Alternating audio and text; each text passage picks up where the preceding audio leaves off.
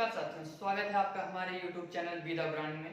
और मैं हूं अभिषेक प्रताप सिंह और आज हम शुरू करने वाले हैं क्लास 6 की जो हमारा पहला चैप्टर होने वाला है सौर मंडल में पृथ्वी। ये जो हमारा ज्योग्राफी क्लास 6 का ये हमारा पहला चैप्टर है और इस चैप्टर का नाम सौर मंडल में पृथ्वी है। तो सबसे पहले हम ये जानेंगे कि अगर सौर मंडल में हमारी पृथ्वी है तो उसके पहले हमें जानना आवश्यक होगा कि ये सौर मंडल क्या है। अगर सौर मंडल है तो सौर मंडल में कितने ग्रह हैं, उसमें हमारे पृथ्वी की अवस्थिति क्या है, क्या सौर मंडल के ऊपर भी कुछ अन्य स्थितियां बनी हुई हैं जिनके कारण हमारा सौर मंडल टिका हुआ है। तो इन सब बातों को हम जानेंगे। तो सबसे पहले हम जानते हैं कि जिस पृथ्वी पर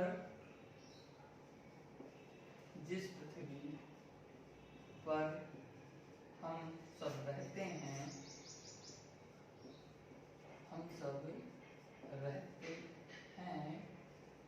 वह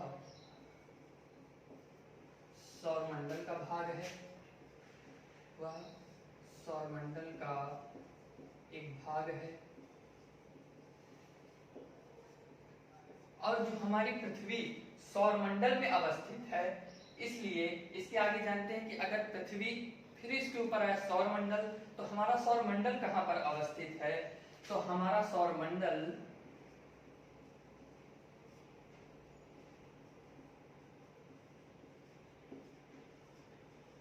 आकाशगंगा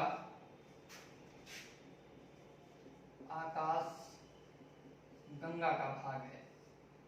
आकाशगंगा का एक भाग है। यानी कि पृथ्वी जिस पर हम हैं, फिर सौरमंडल जिसमें पृथ्वी अवस्थित है, उसके बाद आता है आकाशगंगा। आकाशगंगा में जिसमें हमारा सौरमंडल अवस्थित है और लाखों आकाशगंगाओं का समूह,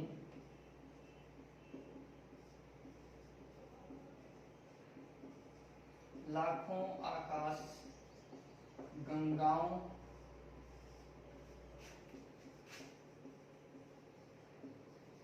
का समूह ब्रह्मांड कहलाता है। क्या कहलाता है? ब्रह्मांड कहलाता है। यानी जितना हम सोच रहे थे उसके ऊपर परत दर परत कुछ न कुछ चीजें अवस्थित हैं। जैसे हम थोड़ा चित्र के माध्यम से भी इसको समझने का पूरा प्रयास करेंगे कि अगर हमारा सौरमंडल है, पृथ्वी है, आकाशगंगा है, तो इसकी अवस्थिति किस प्रकार से हो सकती है।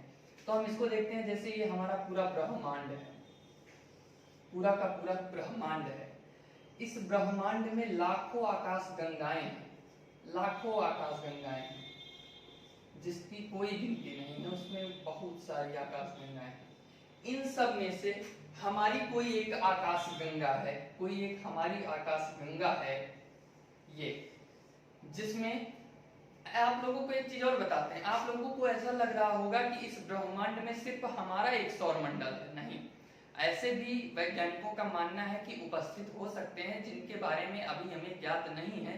हम लेकिन इतना अवश्य जानते हैं कि हमारी आकाशगंगा में ये सौरमंडल एक भाग है, अर्थात एक सौरमंडल भाग है।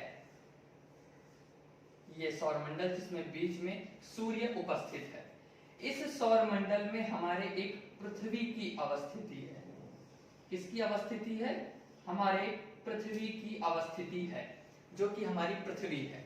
इसलिए हम देख सकते हैं कि ये क्या है, ये हमारा ब्रह्मांड है, ये आकाशगंगा है, आकाशगंगा में सौरमंडल है, सौरमंडल में पृथ्वी है। तो इस चित्र को आप लोग बना लेंगे तो समझने में हम लोगों को आसानी होगी कि यह ब्रह्मांड है, यह आकाशगंगाएं हैं, आकाशगंगाएं हैं, इसमें हमारा यह सौरमंडल है और सौरमंडल में हमारी पृथ्वी की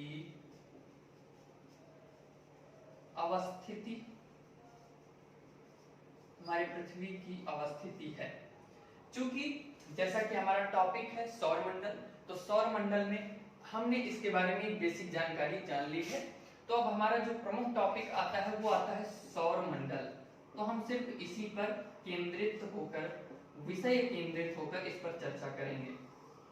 आप लोग एनसीईआरटी या कुछ और किताबें देखेंगे तो उसमें आपको ये सब चीजें अभी नहीं मिलेंगी, क्योंकि हमने आपको पहले ही बताया है कि हमारा आधार एनसीईआरटी है, पर उसके साथ हम आपको कुछ क्वालिटी नोट्स, यानी कि एक तरह से पूरा मिश्रित स्वरूप क्वालिटी कंटेंट के रूप में हम आपको उपलब्ध करा रहे हैं, जिसमें एनसीईआरटी, कुछ अन्य किताबों की, कुछ हमारे द्वारा खोजे गए टॉपिक्स भी उपलब्ध हैं, इसलिए आप इसको ध्यान से पढ़ें। तो आगे चलते हैं। हमारे सौरमंडल का मुखिया है सूर्य, हमारे सौरमंडल का मुखिया है सूर्य।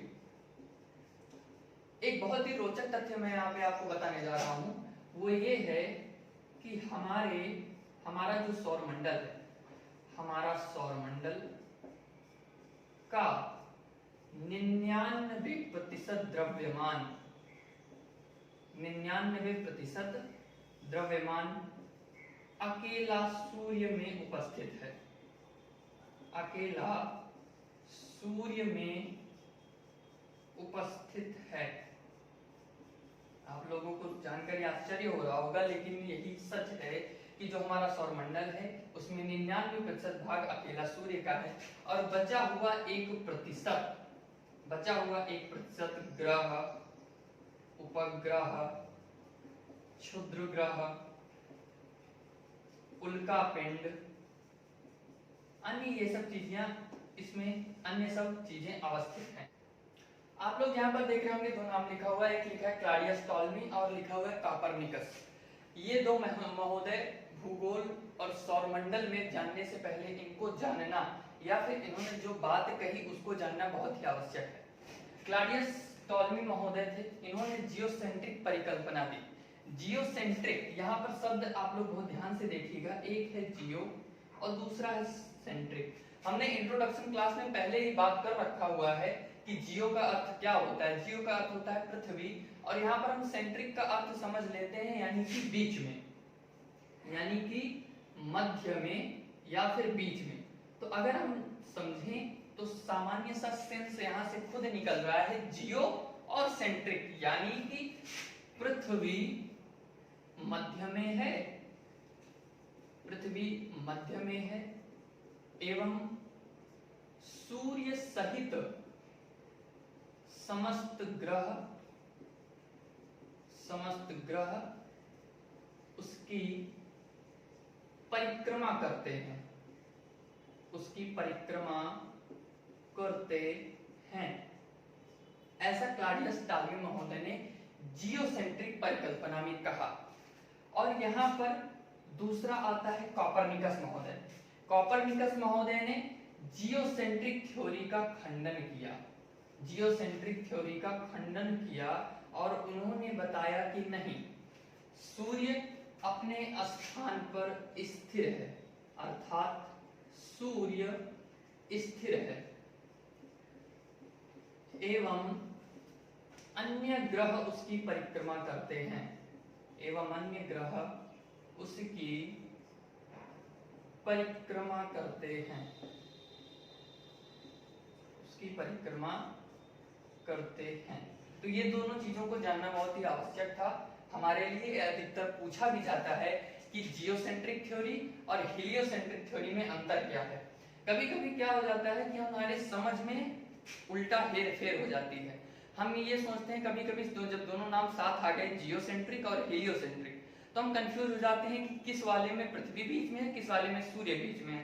तो एक बहुत ध्यान से टिक समझिएगा, जैसे ही आता है जियोसेंट्रिक, तुरंत याद कर लेना किस सब्जेक्ट की बात हम पढ़ रहे हैं, जियोग्राफी, यानी कि ज्योग्राफी पढ़ रहे हैं। जियो, जियो मतलब पृथ्वी, सेंट्रिक यानी कि पृथ्वी बीच में है, किसमें, जियोसेंट्रिक थ्योरी में, जो कि क्लॉडियस टॉल्मी महोदय ने दे रखा है।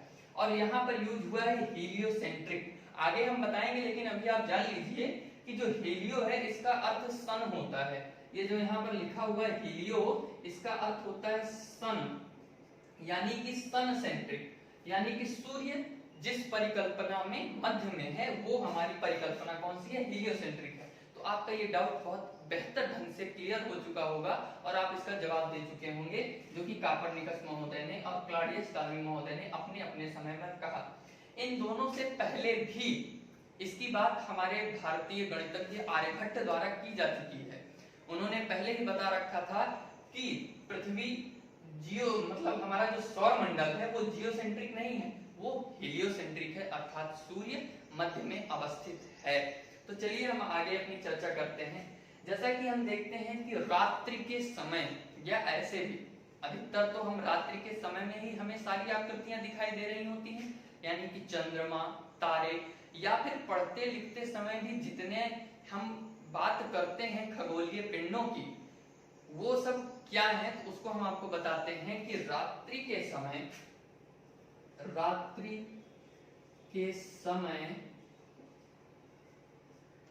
आकाश में दिखाई देने वाली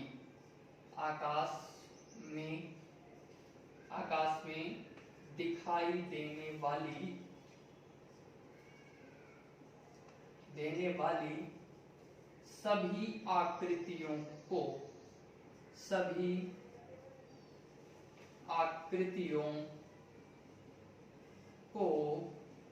खगोलीय पिंड कहते हैं। क्या कहते हैं? खगोलीय पिंड कहते हैं। अच्छा भाई, ये तो आ गया कि रात्रि के समय आकाश में दिखाई देने वाली सभी आकृतियां। लेकिन क्या आप लोगों ने ध्यान दिया कि ये सभी आकृतियां जो शब्द यहाँ पर आ रहा है, ये सभी आकृतियों शब्द का अर्थ क्या है? सभी आकृतियों का अर्थ है इसमें हमारा सूर्य, ग्रह, तारे, चंद्रमा या फिर इत्यादि जितने भी दिखाई दे रहे हैं वो सभी इसके अंतर्गत आते हैं, यानी कि सभी खगोलीय पिंड हैं। खगोलीय पिंड को अंग्रेजी में सेलेस्टियल बॉडीज कहा जाता है। क्या कहा जाता है? Celestial bodies. ठीक है, इंग्लिश शब्दावलियों को भी जानना आवश्यक है। मान लीजिए कभी हिंदी ने इसी को लिख के भेज दिया कि सेलेस्टियल बॉडीज क्या है, और आपने खगोलीय पिंड पढ़ रखा है, आपको पता होते हुए भी आप उसे ना जानते हुए इग्नोर कर सकते हैं, तो ये आपसे गलत हो जाएगा। इसलिए शब्दावलियों पर ध्यान देना बहुत ही आवश्यक है। जैसा कि हमने खगोलीय पिंड को पढ़ा, उसके बाद हम आते हैं तारे पर। हम लोग जानते हैं कि हमारा सूर्य भी एक तारा ही है, लेकिन रात में आकाश में टिमटिमाती हुई आकृतियों में तारे और आकाशीय पिंड शामिल हैं। जैसा कि हम लोगों को पता भी है कि तारों के पास स्वयं की ऊर्जा होती है, तो हम यहाँ पर चर्चा कर लेते हैं तारे के विषय में ही। तारे क्या होते हैं? गर्म गैस के गोले होते हैं। तारे गर्म गैस के गोले होते हैं, गर्म गैस के गोले होते हैं जिनमें स्वयं की ऊर्जा विद्यमान होती है, जिनमें स्वयं की ऊर्जा विद्यमान होती है,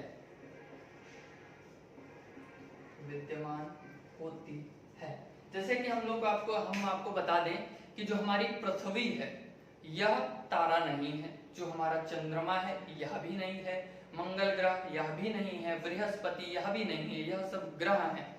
तारे वे होते हैं जो गर्म गैस के गोले हों तथा जो स्वयं प्रकाश को या फिर ऊर्जा को उत्पन्न करते हैं, अर्थात जिनमें स्वयं की ऊर्जा विद्यमान होती है तथा उनमें विद्यमान ऊर्जा से जो उनमें ऊर्जा विद्यमान होती है उससे अन्य ग्रहों, उपग्रहों एवं आकाशीय पिंडों को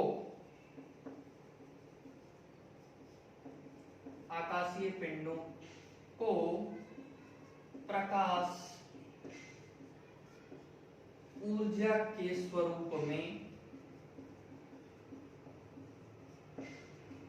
स्वरूप में प्रदान करते हैं।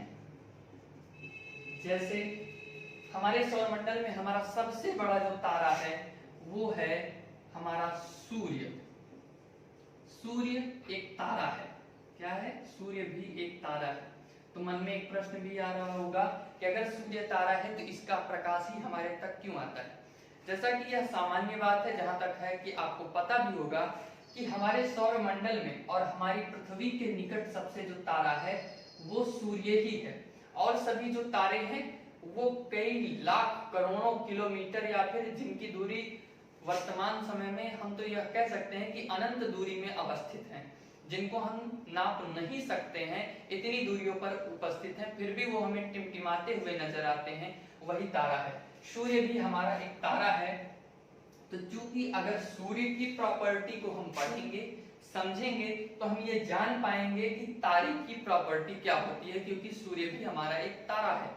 अभी सौरमंडल में हम सूर्य के बारे में इतना नहीं जानेंगे, अभी पहले हम कुछ टॉपिक्स को और जानते हैं, फिर धीरे धीरे जब हम सौरमंडल में ग्रहों उपग्रहों में प्रवेश करेंगे तो वहां पर सूर्य ग्रह उपग्रह इसका अध्ययन करेंगे। अभी हम लोग आगे चलते हैं अपने नेक्स्ट टॉपिक पर, वो हमारा ये है कि आकाश में, ठीक है, जो हमारा रात्रि के समय तारों द्वारा बनाई गई विभिन्न आकृतियां, रात्रि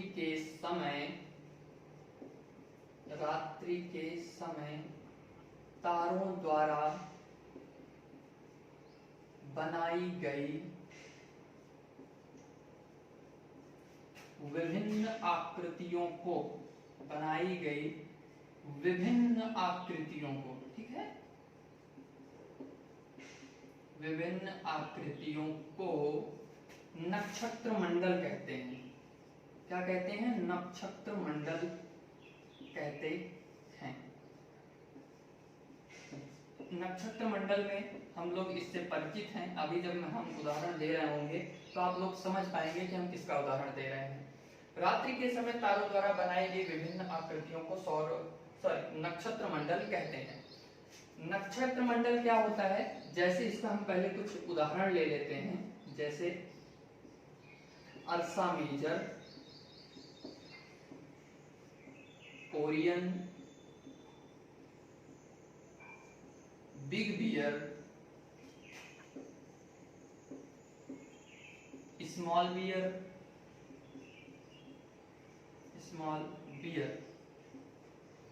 ये सब हमारे सौरमंडल के एक प्रमुख, एक नहीं, हमारे सौरमंडल के ये कुछ प्रमुख नक्षत्र मंडल हैं।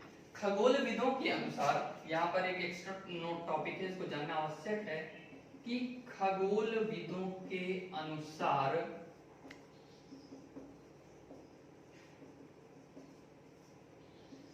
अब तक ज्ञात नक्षत्र मंडलों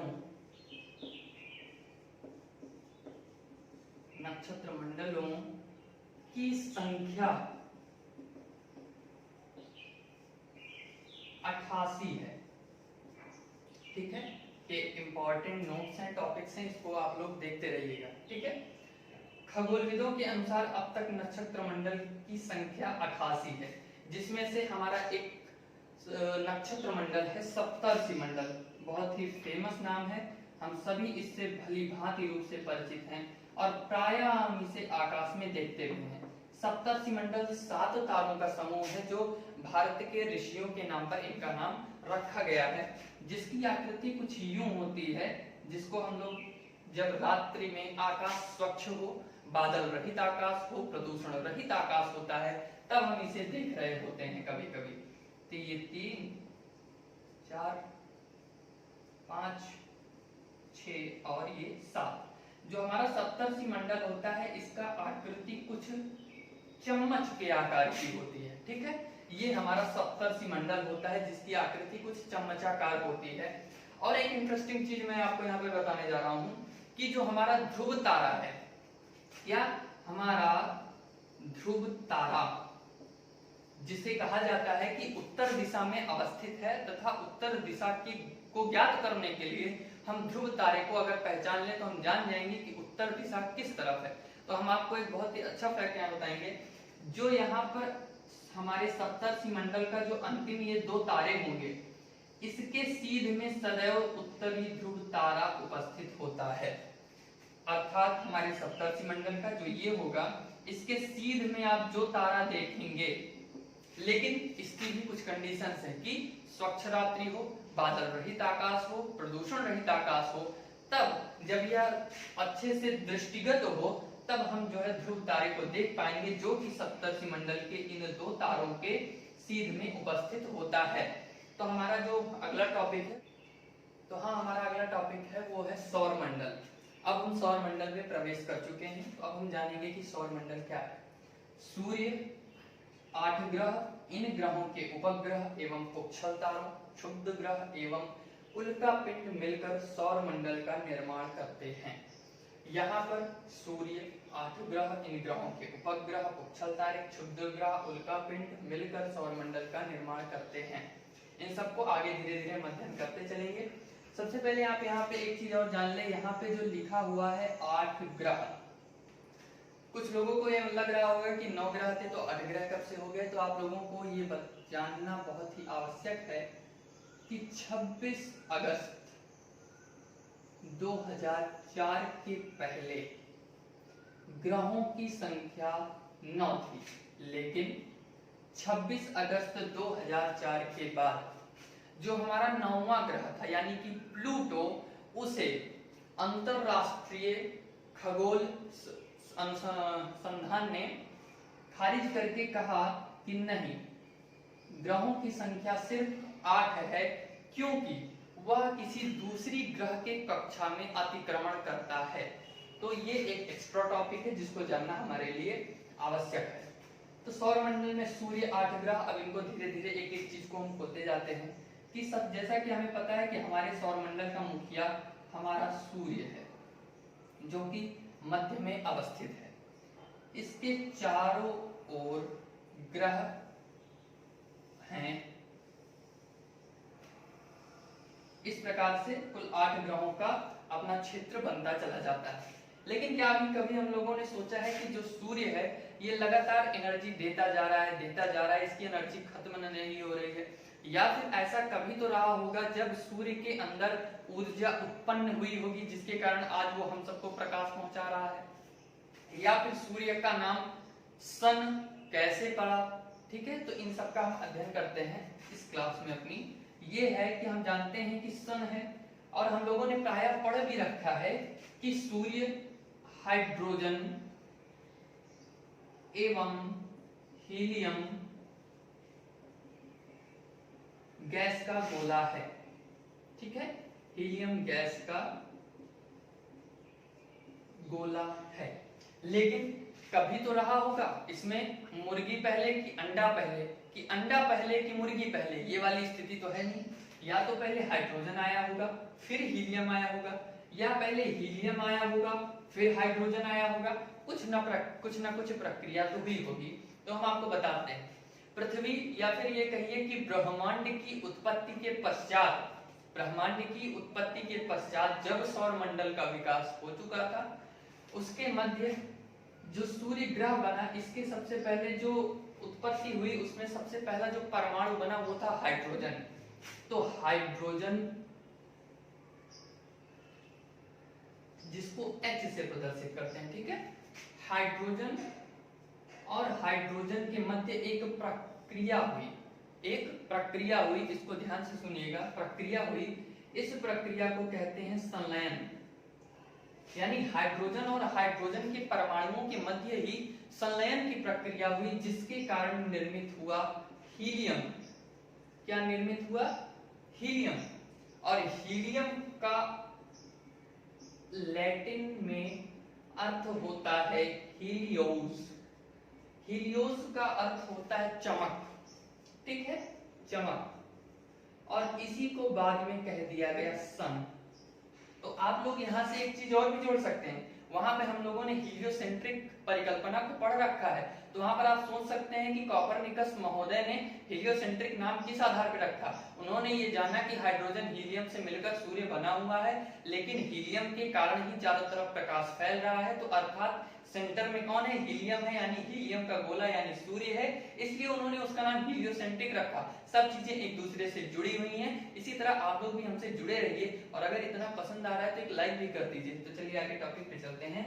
ये होगा हमारा सन जो हमें प्रकाश दे रहा है। अब हम ये समझते हैं कि जो ये 8 ग्रह एक दूसरे से जुड़े हुए हैं, ये आपस में कभी भिड़ क्यों नहीं जाते? या फिर सूर्य, 8 ग्रह इस प्रकार से बंधी संरचना में कैसे हैं? तो हम जैसे पहले ही टॉपिक में बात कर चुके हैं कि जो हमारा सन है ये 99% इसका द्रव्यमान है।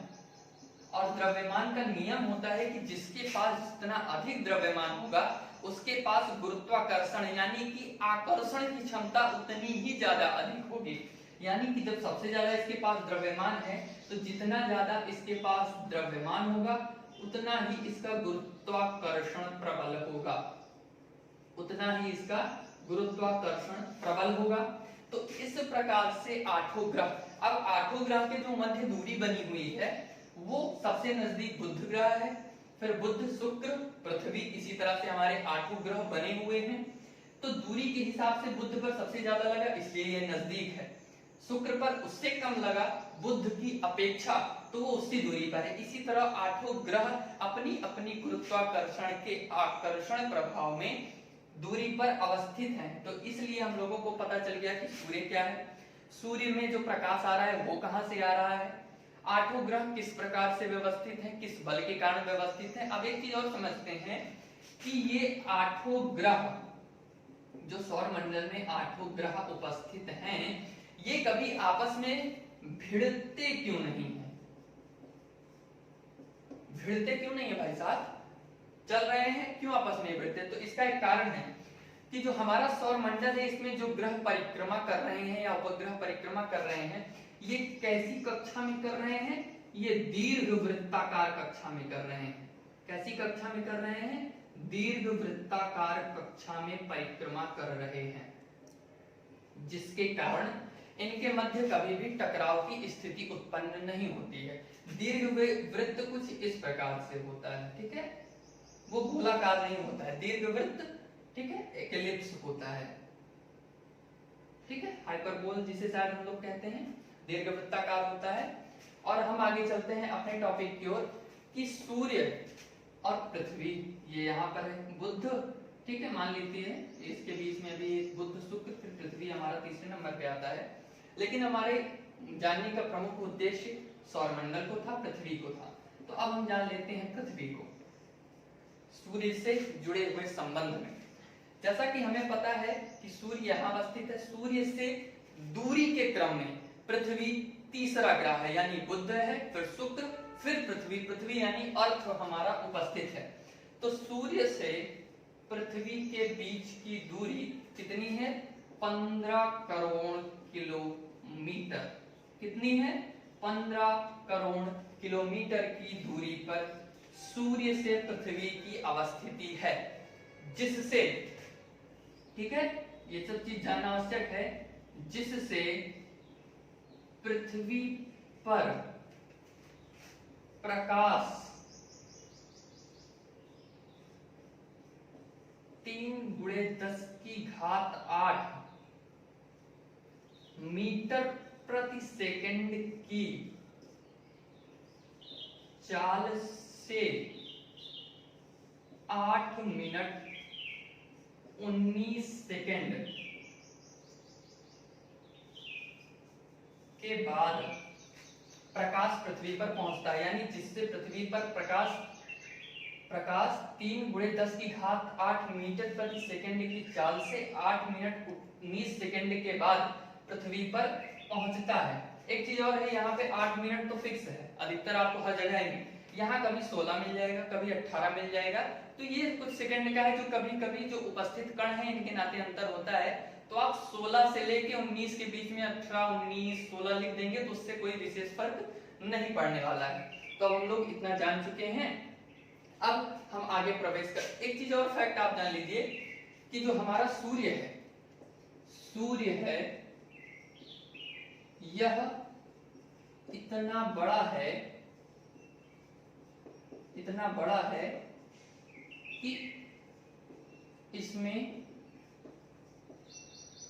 पृथ्वी की आकृति, ठीक है, पृथ्वी की आकृति या कह लीजिए कि पृथ्वी के आकार के 13 लाख, थोड़े मोड़े नहीं, 13 लाख गोले समा सकते हैं, 13 लाख गोले समा सकते हैं। यानी कि अब आप समझ सकते हैं कि सूर्य का द्रव्यमान कितना बड़ा है, सूर्य कितना बड़ा है, जब उसमें पृथ्वी के समान 13 लाख गोले समा सकते हैं। तो जहां तक हम पढ़ चुके हैं सौरमंडल को, उसके बाद आता है हमारा ग्रह यानी कि प्लैनेट। एक चीज आप यहाँ लिखे मटेरियल को देख रहे हैं, इसका रीजन है जैसे कि हम मटेरियल साथ में लिखते जा रहे हैं तो उससे वीडियो काफी लेंथ बड़ी होती जा रही है, इसलिए हम मटेरियल को लिखेंगे, लेकिन आपको समझाने में या फिर आपको कंटेंट की क्वालिटी में क्लेश मात्र भी कमी नहीं आने वाली है, इसलिए आप इसको ध्यान से देखिए। तो ग्रह हमारा अगला टॉपिक है। जो आकाशीय पिंड अर्थात जो आकाशीय पिंड अपने तारे के चारों ओर निर्धारित कक्षा में चक्कर लगाते हैं उन्हें ग्रह कहते हैं। जैसा कि आप देखते हैं कि जो हमारा तारा है सूर्य, इसके चारों ओर जो परिक्रमा कर रहे हैं, इसमें हमारा बुध, शुक्र, पृथ्वी, इधर हम 8 ग्रह के नाम लिख चुके हैं, जो कि हमारे सौरमंडल में जो 8 ग्रह हैं उसमें ये है कि हमारे सौरमंडल में जो 8 ग्रह हैं ये है बुध, शुक्र, पृथ्वी, मंगल, बृहस्पति, शनि, यूरेनस और नेपच्यून। ये 8 ग्रह हैं और इन 8 ग्रह का क्रम किस आधार पर है? सूर्य से दूरी के क्रम में ये अवस्थित है, यानी सबसे नजदीक ग्रह बुध, दूसरा शुक्र, तीसरा पृथ्वी, चौथा मंगल, पांचवा बृहस्पति, शनि, यूरेनस और नेपच्यून इस प्रकार अवस्थित है। जहां पर मंगल और बृहस्पति ग्रह के मध्य, इसको ध्यान से सुनिएगा कि मंगल और बृहस्पति ग्रह के मध्य क्षुद्र ग्रह पट्टी पाई जाती है, यानी कि क्षुद्र ग्रहों का समूह होता है जिसकी ऐसे कुछ, जैसे ये मान लीजिए बुध है, शुक्र, पृथ्वी, मंगल और मान लीजिए यहाँ पर बृहस्पति वाला गोला होता, तो इसके मध्य में कुछ इस प्रकार से क्षुद्र ग्रह पट्टी पाई जाती है। इन क्षुद्र ग्रह पट्टी के अंदर के जो ग्रह हैं उन्हें आंतरिक ग्रह तथा क्षुद्र ग्रह के बाहर के जो ग्रह हैं उन्हें बाह्य ग्रह कहते हैं। जैसे कि हमने यहाँ पे लिख लिया है कि बुध, शुक्र, पृथ्वी और मंगल ये आंतरिक ग्रह हैं और बृहस्पति, शनि, यूरेनस और नेपच्यून ये हमारे बाह्य ग्रह हैं। ठीक है, ये हमारा इतना टॉपिक हो चुका है। इन सभी ग्रहों का अपनी धुरी पर घूमना क्या कहलाता है? परिभ्रमण या घूर्णन कहलाता है। अब बहुत लोग यहाँ पर कंफ्यूज हो जाते हैं कि भाई परिभ्रमण क्या है, और यहाँ पर एक चीज और देख रहे होंगे आप, सूर्य के चारों ओर चक्कर लगाना परिक्रमण या परिक्रमा कहलाती है। मान लीजिए कि ये पृथ्वी है, ठीक है, ये पृथ्वी है और ये पृथ्वी का अक्ष है। ये अगर अपनी जगह पर ऐसे ऐसे गति कर रहा है, यानी कि ये इसका अक्ष है, ये इसका अक्ष है, घूर्णन करते समय ये अपने सेंटर यानी अक्ष पर कुछ इस प्रकार से चल रहा है, कुछ इस प्रकार से चल रहा है, तो ये हो गया घूर्णन, यानी कि अपने अक्ष के सहारे ही, अपने अक्ष के सहारे ही कुछ इस प्रकार से। और परिक्रमा अर्थात वो घूर्णन करते हुए ऐसे ऐसे चल रहा है। जैसे आप ही सोचो कि आप इस पेन को ऐसे ऐसे घुमा रहे हो तो घूमेगा तो कुछ ना कुछ तो दूरी तय करेगा, तो उसी घूर्णन के दौरान वो परिक्रमा कर रहा है, पर घूर्णन वो अपने सेंट्रिक पॉइंट पर कर रहा है और परिक्रमा अपने कक्षा में कर रहा है। तो इसीलिए यहाँ पर ये शब्दावली हम लोगों ने प्रयोग की है कि इन सभी ग्रहों का अपनी धुरी यानी कि सेंटर पर घूमना परिभ्रमण या घूर्णन, जिसे इंग्लिश में रोटेशन कहते हैं, और सूर्य के चारों ओर चक्कर लगाना परिक्रमण या परिक्रमा, या फिर जिसे हम इंग्लिश में रिवोल्यूशन कह सकते हैं। दूसरी बात आती है इससे जुड़ी हुई चीज कि सारे ग्रह तो हैं लेकिन कुछ विशेष है, जानकारी विशेष। जैसा कि हमने कहा था कि हम आपको कुछ क्वालिटी कंटेंट देंगे, तो जानकारी विशेष वो यही सब है। ये जो चक्कर लगा रहे हैं ये सभी ग्रह एंटी क्लॉकवाइज दिशा में, यानी कि घड़ी की दिशा में उल्टी, जैसे कोई घड़ी होती है उसमें ये लगी होती है घड़ियां, तो वो ऐसे ऐसे चलती हैं, लेकिन ये जो सारे ग्रह हैं ये एंटी क्लॉकवाइज ग्रह की उल्टी दिशा में परिक्रमा कर रहे हैं। परिक्रमा और घूर्णन दोनों कर रहे हैं, ठीक है, परिक्रमा और घूर्णन दोनों कर रहे हैं, लेकिन क्या चीज, लेकिन शुक्र एवं यूरेनस ग्रह को छोड़कर, बहुत ध्यान से, शुक्र एवं यूरेनस ग्रह यानी अरुण को छोड़कर सभी ग्रह एंटी क्लॉकवाइज दिशा में परिभ्रमण करते हैं। ठीक है, क्या करते हैं? परिभ्रमण करते हैं यानी घूर्णन करते हैं। और सभी जो ग्रह हैं इन दोनों ग्रह को छोड़कर सभी ग्रह एंटी क्लॉकवाइज दिशा में परिभ्रमण करते हैं। जैसा कि हमने यहाँ पर बताया कि जो हमारे 8 ग्रह हैं वो कैसा जो है घूर्णन कर रहे हैं, वो सब एंटी क्लॉकवाइज यानी सुई की उल्टी दिशा में कर रहे हैं। लेकिन क्या कह रहा है, शुक्र एवं यूरेनस ग्रह को छोड़कर, यानी ये दोनों ग्रह क्लॉकवाइज दिशा में यानी कि सुई की दिशा में अपना घूर्णन कर रहे हैं। ठीक है, ये जानकारी विशेष है और ये समझने वाली चीज है, इसको आप ध्यान से देखिएगा। यहां तक कि जो हमारा यूरेनस ग्रह है, इसका जो उपग्रह है वह भी इसकी परिक्रमा क्लॉकवाइज यानी कि सुई की दिशा में कर रहा है।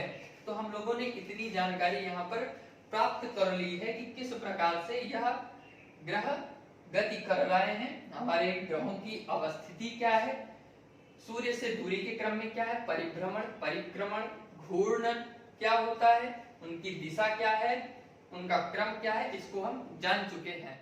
तो अब तक हमने अपने इस वीडियो के अंतर्गत यह जान लिया है कि सौर मंडल में पृथ्वी के अंतर्गत ब्रह्मांड में आकाशगंगा की अवस्थिति क्या है, आकाशगंगा के अंतर्गत हमारे सौर मंडल की क्या अवस्थिति है, सौर मंडल में हमारी पृथ्वी की अवस्थिति है कैसी है, इसको हमने जान लिया। उसके बाद पृथ्वी को हमने यहाँ पर थोड़े स्वरूप में जाना है, आगे हम और जानेंगे। उसके बाद हमने खगोलीय पिंड को जान लिया है, जियोसेंट्रिक थ्योरी क्या होती है, हेलियोसेंट्रिक थ्योरी क्या होती है, उसके बारे में संक्षेप में भी हमने जान रखा है। और उसके बाद हमने तारे को भी जाना कि तारा क्या होता है। इसी के अंतर्गत हमने आकाशीय पिंड का भी अध्ययन किया, जिसके अंतर्गत हमने सौरमंडल के विस्तृत अध्ययन भी इसी वीडियो में किया हुआ है। और उसके बाद हमने उपग्रह का अध्ययन किया। तो हमारा यह पार्ट 1 का वीडियो था। हमारे द्वारा किया जाने वाला हर कार्य आपकी सहजता के लिए होगा, जिससे आपको पढ़ने में कोई भी दिक्कत, कोई भी परेशानी ना हो, आप मजे के साथ, मस्ती के साथ पढ़ सकें। तो हमारे यह वीडियो का पार्ट 1 होगा, आप हमारे साथ बने रहिए। हमारा जो अगला वीडियो आएगा उसके अंतर्गत हम क्षुद्र ग्रह, उल्का पिंड, पुच्छल तारे और कुछ अलग इंपॉर्टेंट फैक्ट के साथ हम आपसे मिल रहे होंगे। तो अगर आपको हमारी वीडियो अच्छी लगी हो तो उसे लाइक करें, शेयर करें, सब्सक्राइब करें। Keep supporting us. Thank you very much.